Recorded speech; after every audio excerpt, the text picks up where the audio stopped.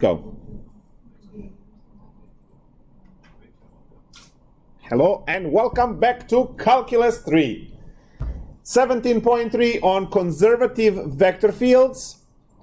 Before we go and solve some of these problems, we just need to make few definitions to know something about curves and regions that we are going to use in our definitions in this lecture and the next lecture.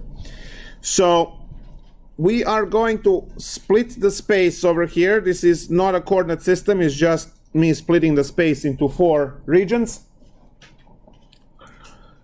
If I have a curve, make sure you don't have any sharp corners. If I have a curve C, this one is called closed and simple.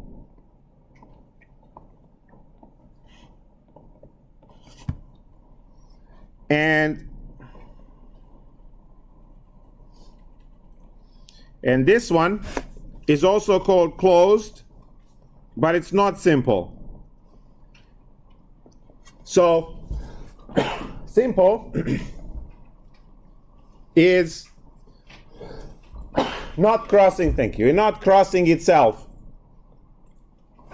So we have closed and simple and closed and not simple. Then we have a curve like this, which is not closed but simple.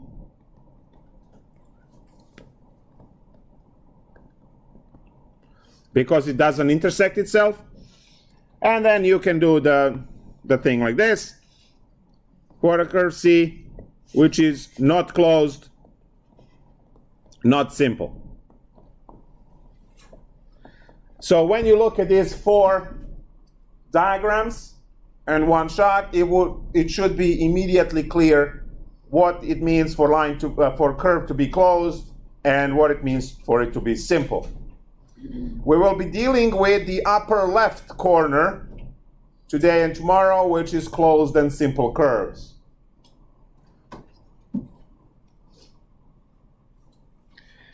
So now another division. So let me just put a title. So this is curves.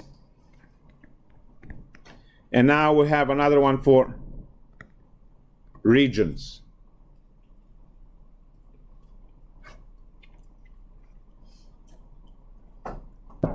The first region, let's draw a potato. I'm going to shade the potato. Call it the region R. Say connected and simply connected.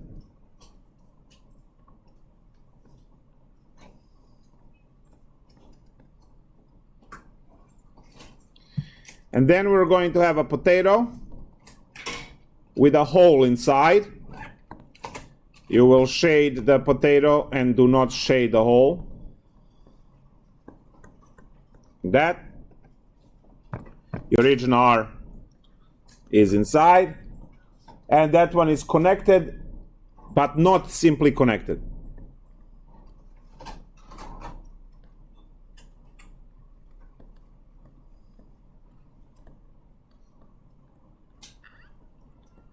So this simply connected concept has to do with holes. Then we are going to draw 2 separate islands. Shade both of them.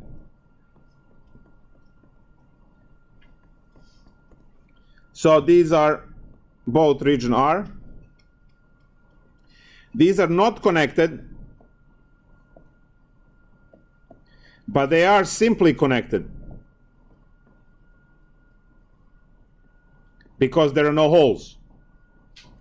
And finally, 2 islands, where at least one of them is going to have a hole inside. We shade everything but the hole.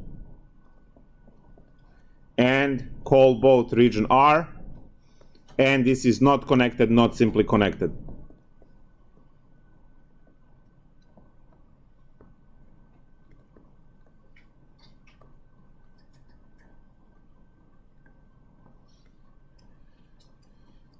So these are the regions.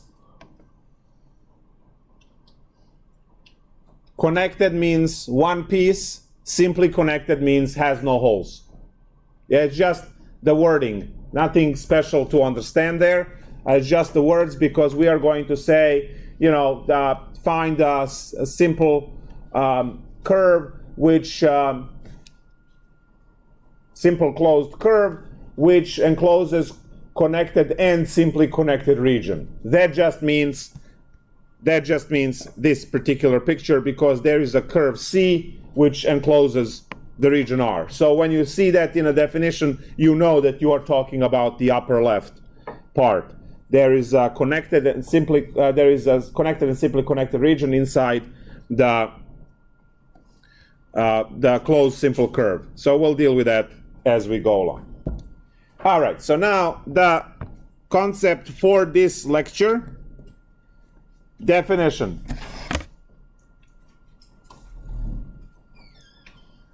A vector field F is said to be conservative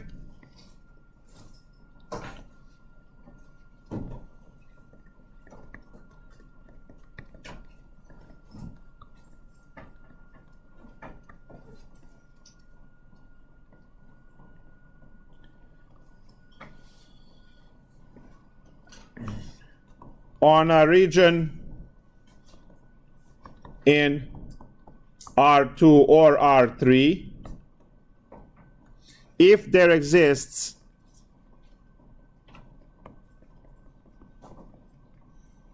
a scalar function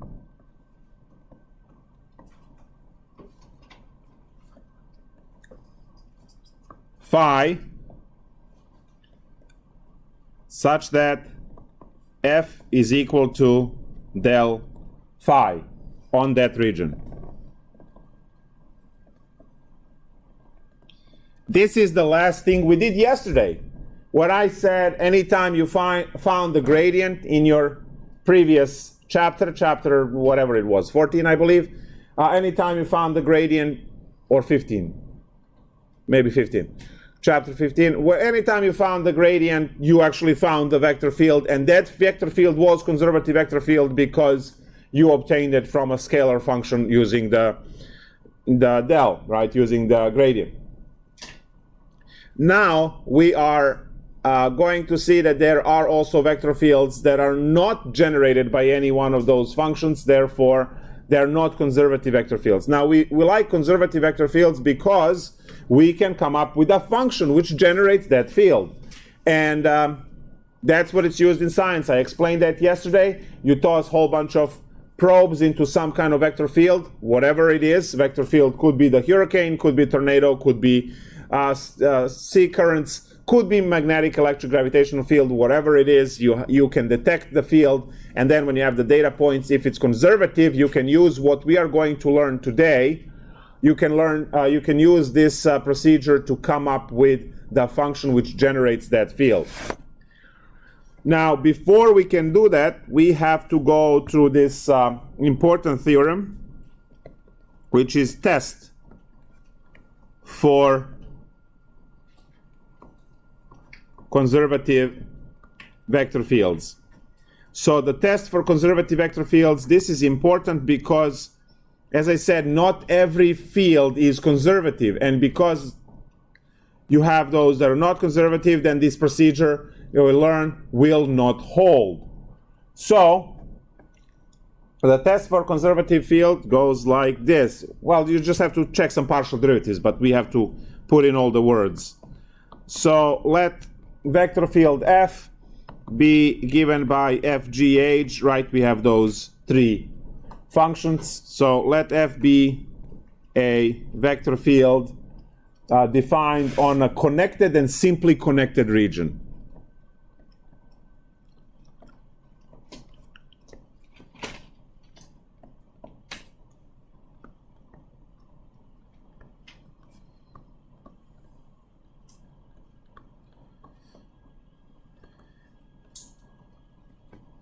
where f, g, and h have continuous third partial derivatives.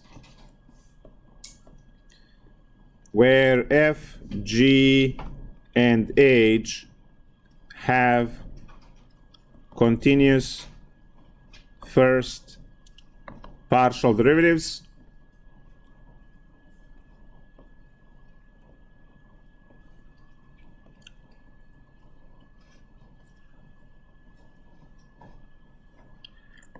then f is a conservative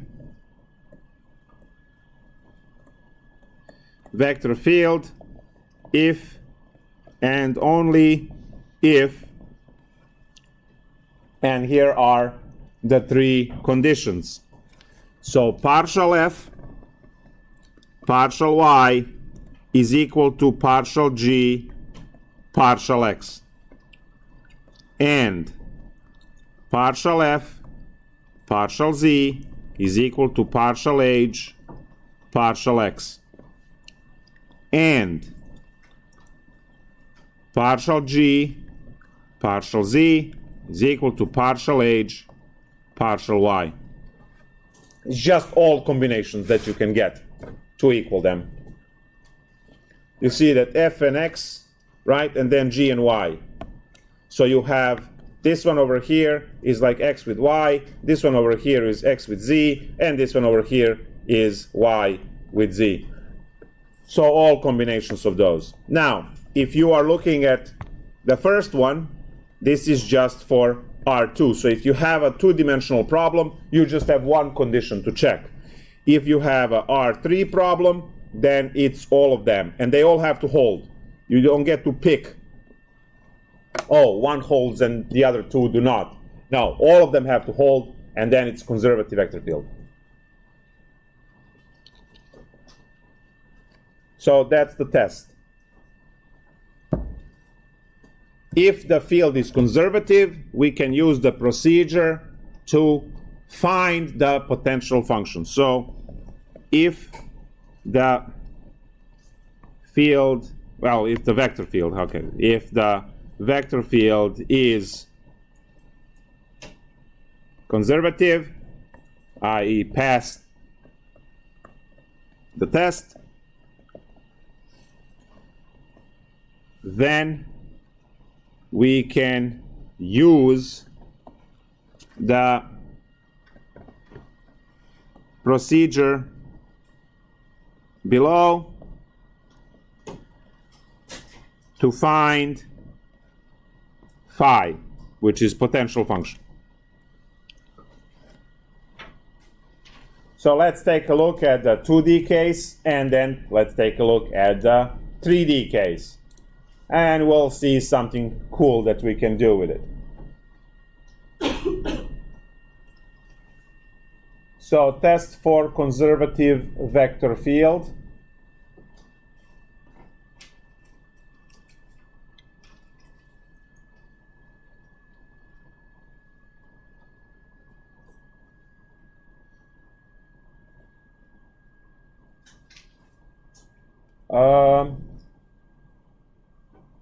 Let's start with problem 11. It's a radial, it's a rotational field, negative y, x. So what we need, partial f, partial y needs to be the same as partial g, partial x. Partial f, partial y is negative 1, and partial g, partial x is positive 1. They are not the same, not conservative. So we move on in our life. We don't get to look for potential function there. Not conservative. So we see that the rotational field is not a conservative field. So, tough luck. Move on. Let's take a look at problem 20. It says that the vector field f is given as xy divided by x squared plus y squared. Now obviously we're going to take a look at this and say the same. We are only having x and a y, therefore using the same formula, partial f, partial y.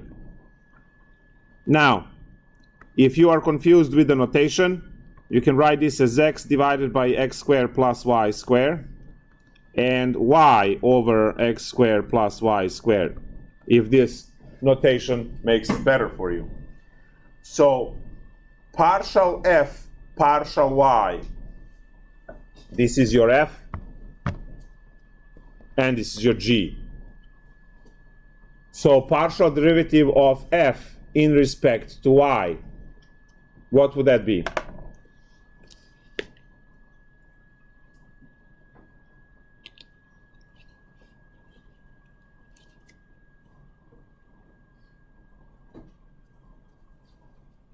Calc 1, let's go.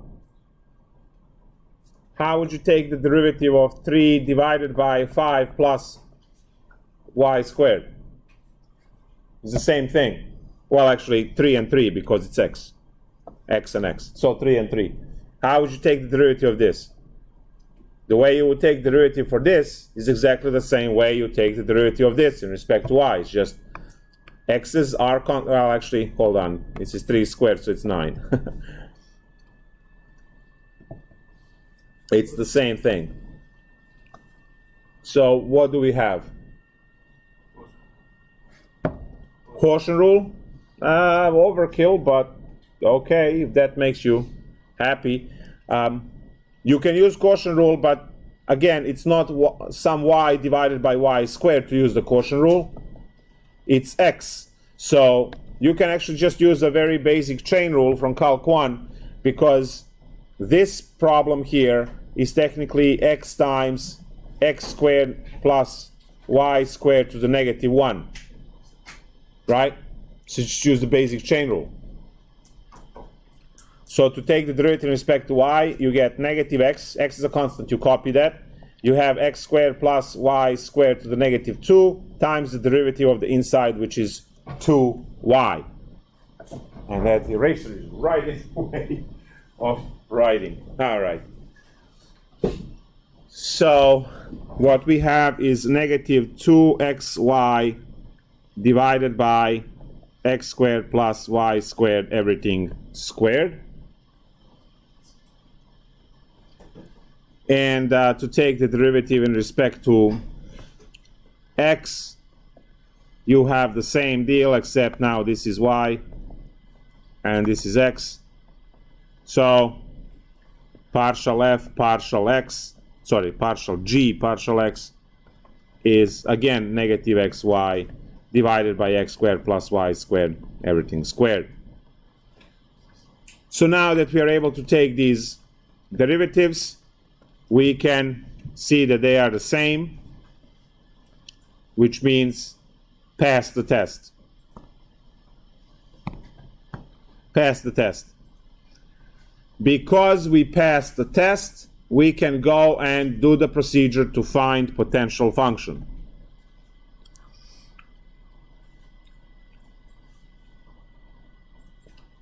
We can do the procedure to find phi. Okay, so what do I have? I have that f is equal to x divided by x squared plus y squared, comma y divided by x squared plus y squared. We know from the theory that f is equal to del phi, and del phi is simply partial of x, partial of y. So what this means is that partial derivative of x is equal to x divided by x squared plus y squared. That's what that means. Now what you can do is you can write this as the partial phi, partial x, is equal to x over x squared plus y squared. And then you can integrate both sides obviously in respect to x, because it was a partial derivative. So what you had there was a first order partial differential equation, and you can either think of a separation of variables or integrating both sides in respect to dx. So now when these guys cancel on the left hand side, you get integral of d phi is equal to the integral x over x squared plus y squared dx. Integral on the left hand side is just a function phi of xy, which is great. That's what we are looking for, right? The integral of dx is x, the integral of dy is y, integral of d phi is just phi. Integration on the right hand side is a basic u sub. U is equal to x squared plus y squared. Du is equal to 2x dx. I need that too, so I'll fix that in there. And I have 1/2 integral of du over u, which is 1/2 ln absolute u plus a constant as a function of y. Now this is new. You never had before a constant adding to the integration that was a function.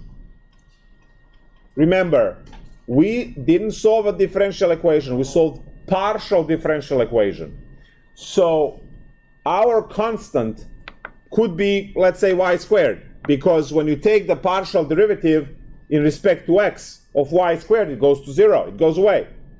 So it could be a number, like a 7, but it also could be some function of y. All of them would go to 0 when you take the partial derivative in respect to x. So you have to put the constant in respect of the variable that is the opposite from what you guys had in a partial differential equation. So now your phi of xy is equal to 1/2 ln of, we don't need the absolute value because it's x squared plus y squared. Those values are always positive because they're both squared, and when you add them, they remain positive, plus some constant of y. This is already a part of your solution. I'll just call this partial answer. You went out to find the function phi, and you got the function phi. The part that you don't like here is this constant function of y. So we can actually do this one more time to find that function. So here's how we go about it. We take the partial derivative in respect to y now. So phi y is equal to, and we take the partial derivative here. That's going to be 1/2. ln is just going to copy the argument and put its derivative on top, plus some derivative dc over dy, because again, this is the unknown function of y, and when you take the derivative of it, you get the derivative in respect to y. Now this 1/2 and 2 will cancel. I need you to focus and look now, because this is the step that confuses the hell out of people. We obtained the entire partial derivative looking at this partial answer that is boxed. Now, I am setting this equal to, I'm going to actually use the blue star. I'm setting this equal to the partial derivative in respect to y that was in the problem. So that's going to be equal to y divided by x squared plus y squared. And I'm going to put a blue star there, and the blue star here, and the blue star here. So we know where the second part came from. So one part on the left is the derivative of partial derivative in respect to y, and then the right-hand side is from the original problem. So now what you have here is that y divided by x squared plus y squared plus dc dy is equal to y over x squared plus y squared. Clearly these two subtract to 0, and we get dc dy is equal to big fat 0. When you do the separation of variables, you get dc is equal to 0 dy, and if you integrate both sides, you get that this c as a function of y is equal to 0 plus some constant k. So now you have what this is, and then you go and plug that where it goes, right there. So now we have our phi of x y is equal to 1/2 ln of x squared plus y squared plus c of y, and c of y is just a constant k. This is the full answer.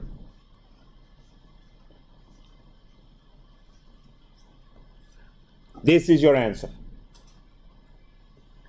Now let's say you care and you want to check.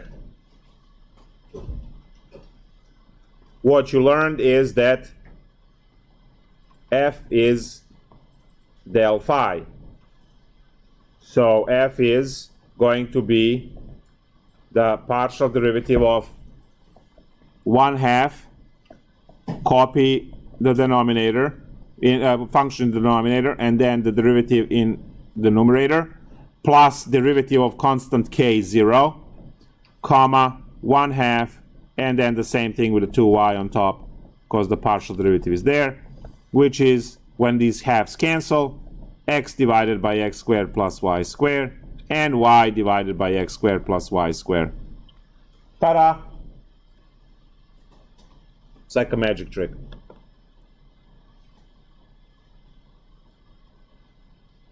For the R3 case, you get to cycle through this twice.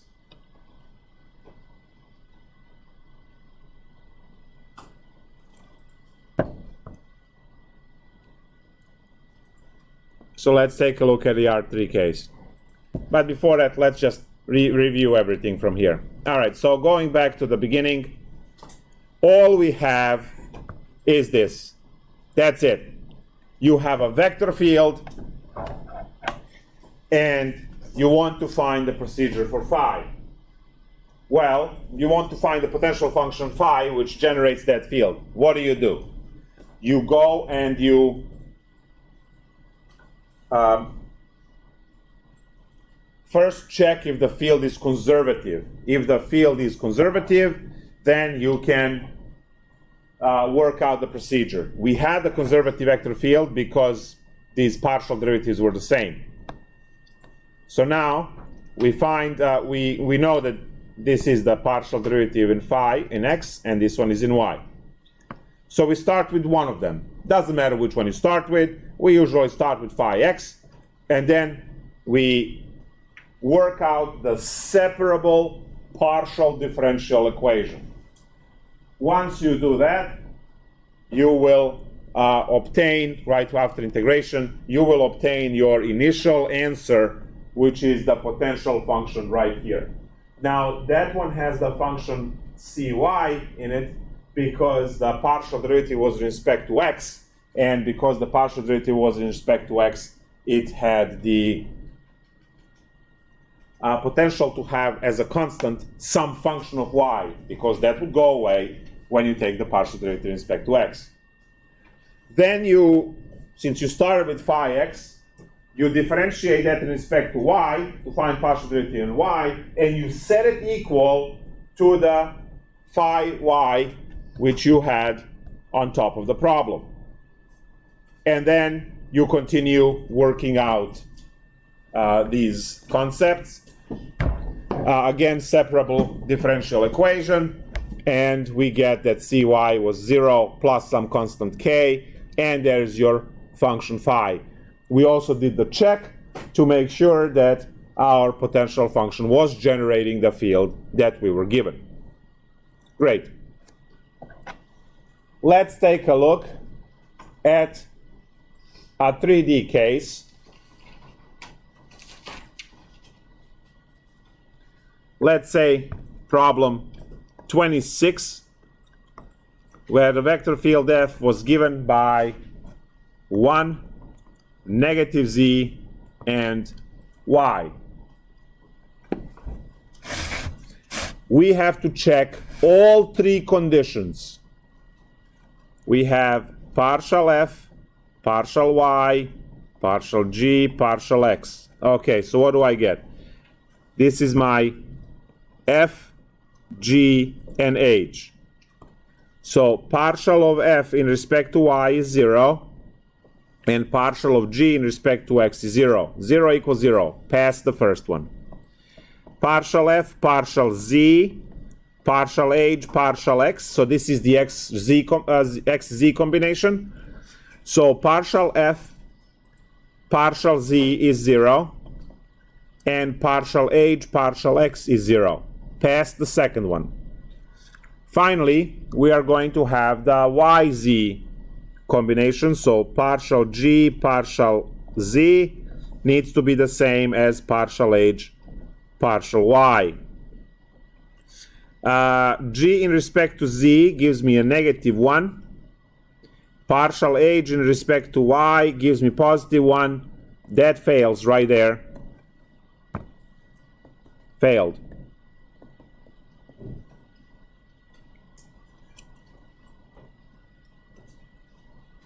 So we don't get to look for conservative vector field here because this condition has failed.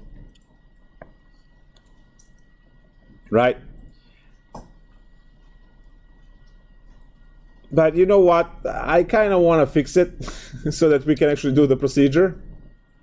So let's replace this one with negative y. So this is no longer problem 26. Now it's modified problem 26. So what I'm doing now is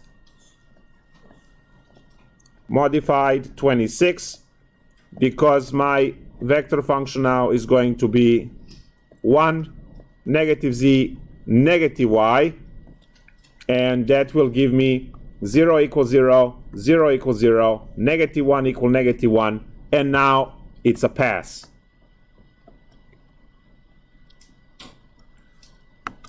Which means it's conservative, and if it's conservative, we can unleash the procedure to find the function which generates this field.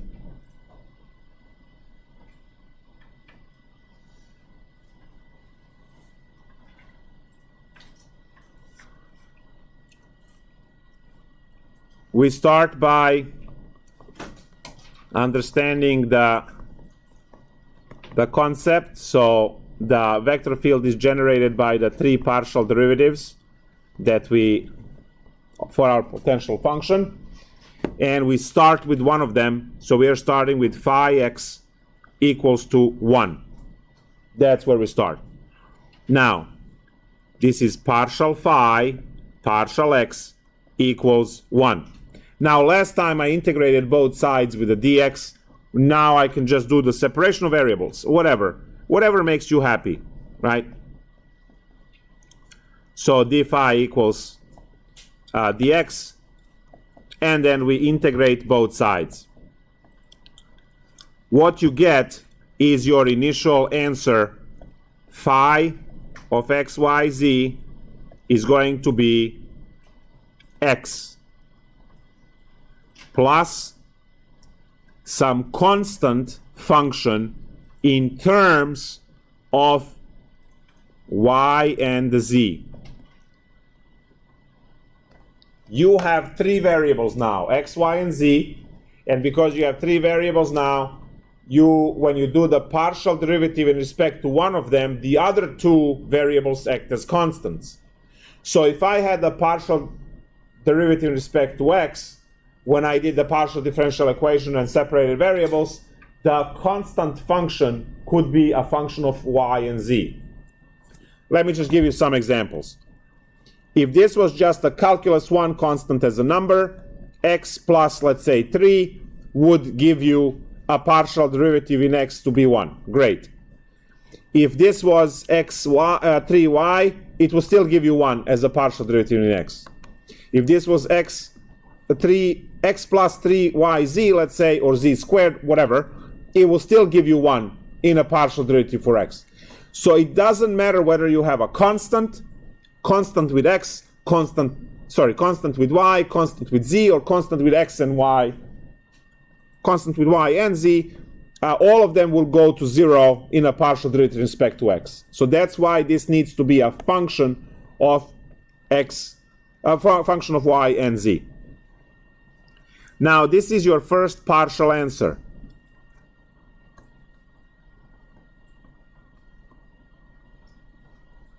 We can do better. So we take the partial derivative in respect to y, and we get 0 plus partial c partial y.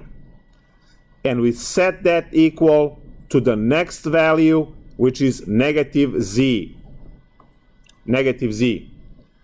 I'm going to put a blue star over here, and then I'm going to put the blue star over here and the blue star over here. So now we know that the partial phi y, we took the partial derivative in respect to y of the problem, and we set it equal to what we had before.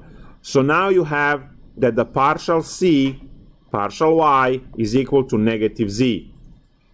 Separate variables, so partial c equals to negative z partial y, and you integrate both sides to get that your function c, which was the function of y and z, is equal to negative yz plus some new constant k in respect to z only.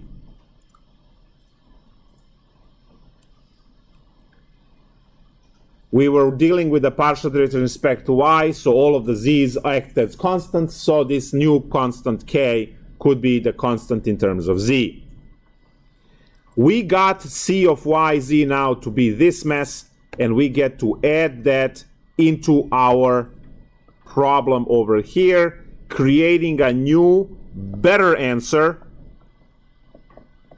which is now x minus yz plus k of z.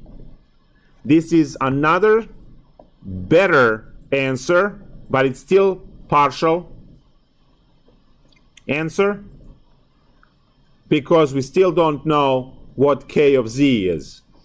And to find that, rinse and repeat one more time. Now phi of z. So we find the partial derivative with respect to z, which would be 0 for x, negative y plus the partial k, partial z, or whatever you want to write it there. It's a derivative of z. And we set that equal to, what do we have up there? Negative y.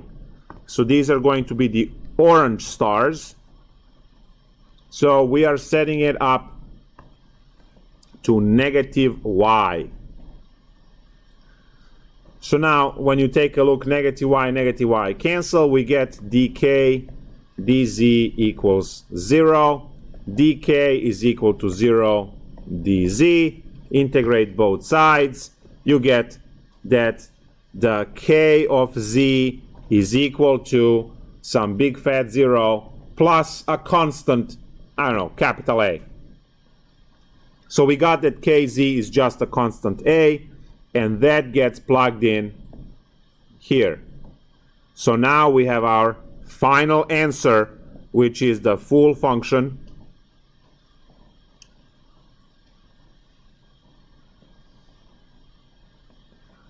which says x minus yz plus constant a. Your a in Calc 1 used to be plus c. We just used it up. We used up c, we used up capital K, so now we're just going to use capital A for a constant. this over here is the potential function which will generate that conservative vector field. So that's your answer. Check. What do we have? We have that the vector field needs to be the vector of partial derivatives. So now, looking at this answer, take all the partial derivatives and then make sure that it matches the problem. So vector field f is going to be partial derivative in respect to x is just 1. Both of the other terms go to 0 because they have no x's in them. Then the next one is partial derivative in respect to y. No y in the first and the third term, so we just have a negative z, right? Derivative of y is 1. Then moving to the next term, partial derivative with respect to z, that's the first and third term again go and die, and we have just a negative y. So 1 negative z negative y. 1 negative z negative y. Great. So it will take a little bit to get used to what plugs where, but it's structured. There are no deviations from the pattern. You start with whatever variable you want. We usually start with x, and then you work out the partial differential equation to get your initial answer, and then you keep building up on that answer. So here we calculated, we had the function c of y and z, then we calculated that function and plugged it in, and then we got k of z, which we eventually calculated as well. So as you can see, you started with phi x, then you went to phi y, then you went to phi z, and by the time you went through all of them, you had your full answer at the end. Now you can start with whatever variable you want, and then just through iterations go down. You will always have to get the same answer. You will just be building it in a different order. It doesn't matter which order you go in. This procedure in your differential equations course will be known as exact equations, and you are going to do this and learn this procedure in the first chapter of differential equations. So if you know this procedure now and you're taking differential equations, right, in 1 month from today, you should be seeing the same calculation with different notation. They're going to use capital M and capital N instead of functions f and g, and your conditions would be partial m partial y equals partial, right? And you are not going to have the 3D case, you're only going to have a 2D case because it's ordinary differential equations, not the partial differential equations course. Now when you take partial differential equations course, you should also see this one as well. But that's like in day 1, because partial differential equations is all based on power series and some much scarier stuff than separation of variables. So you do have some, maybe you'll do 3 separation of variables problems in DFQ, and the rest is going to be boundary problems with power series.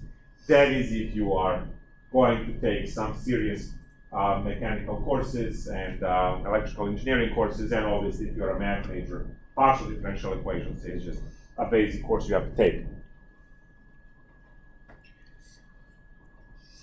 Why do we do this? We do this because we can come up with the theorem, which is a fundamental theorem for line integrals, and that one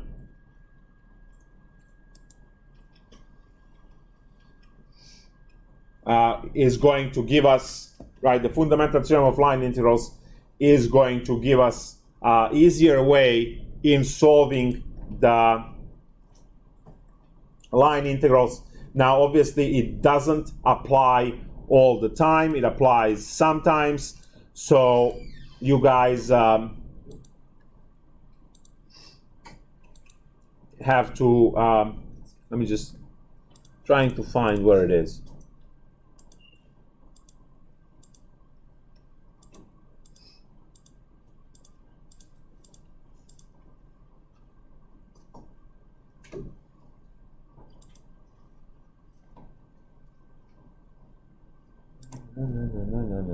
Give me 1 second.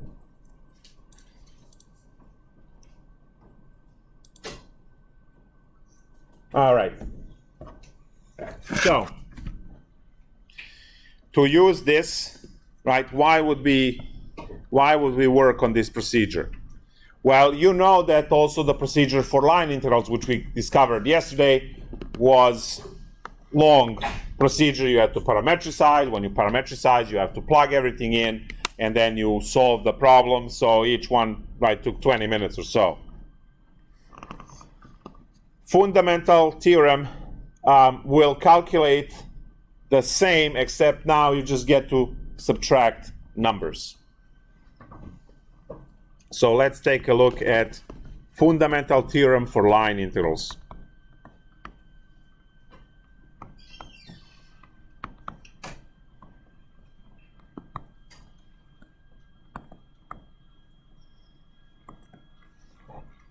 So this one is going to be, let R be the region in R2 or R3.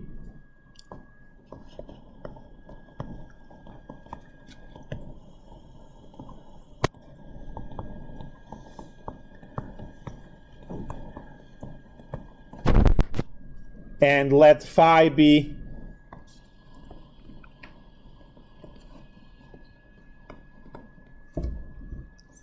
potential function defined on R. Nice.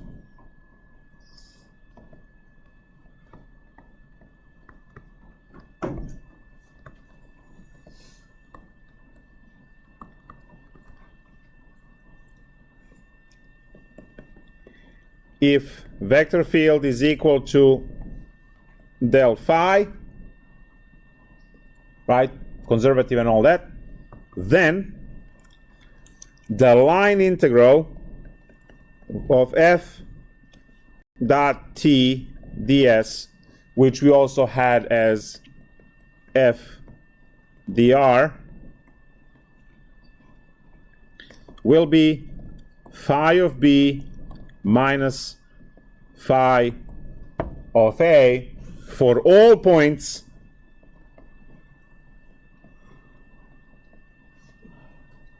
a and b in R,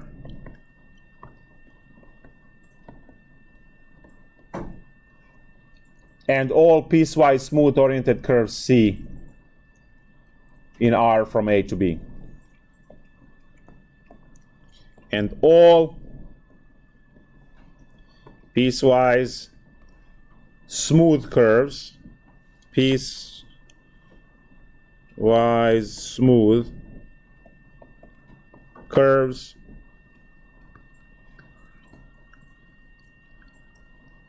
C in R from A to B.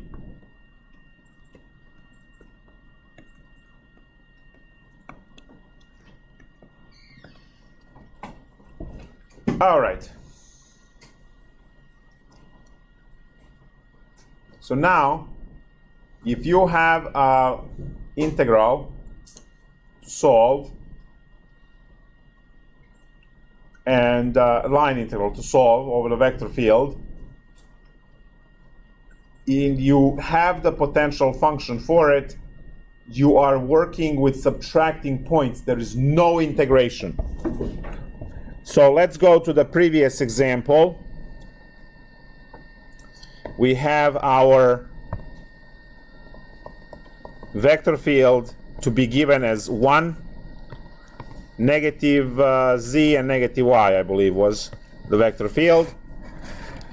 And we'll say on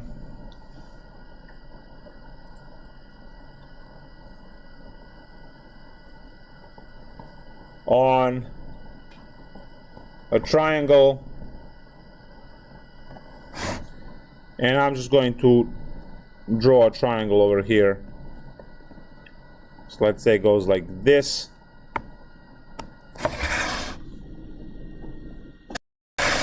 This is 2, this is 3, and this is 0. There we go. Oriented, obviously, counterclockwise. And that's your curve C. Now, is this smooth? No.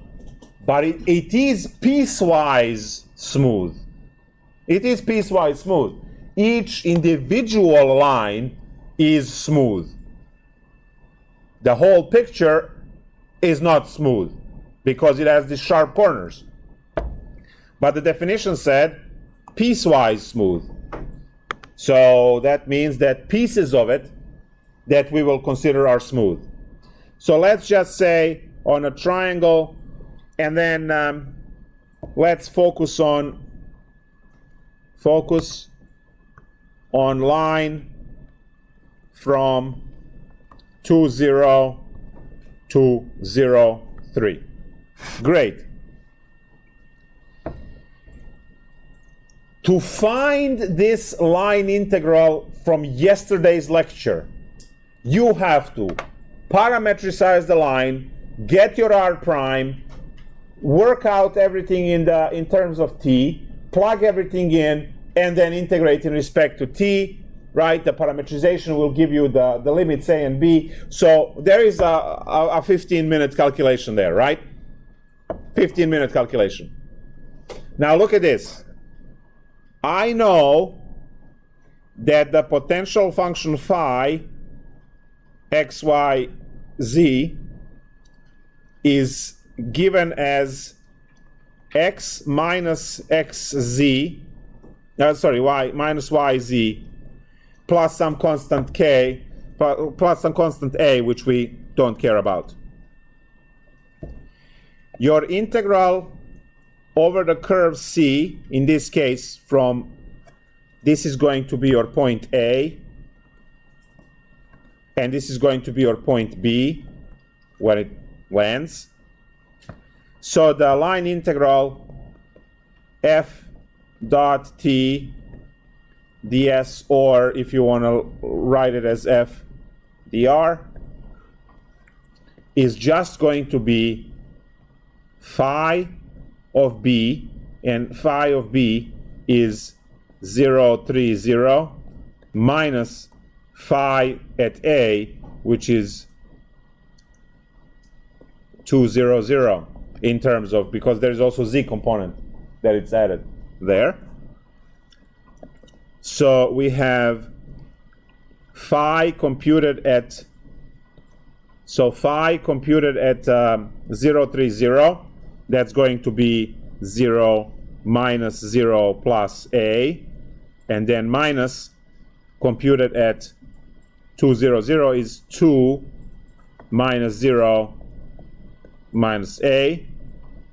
Well, actually, we can put this way. There we go. For a total of negative 2. Did we do any integration? Did we do the line integral? No. None of that stuff. All I did is, because I already know what the potential function is, I just plug in the endpoints. Guys, this is your f of b minus f of a, fundamental theorem of calculus, part 1 for calc 1 for the regular integrals. Now you have the same thing for line integrals, which is technically f of b minus f of a. Well, phi of b minus phi of a. It's the same concept like calculating definite integrals in calculus 1.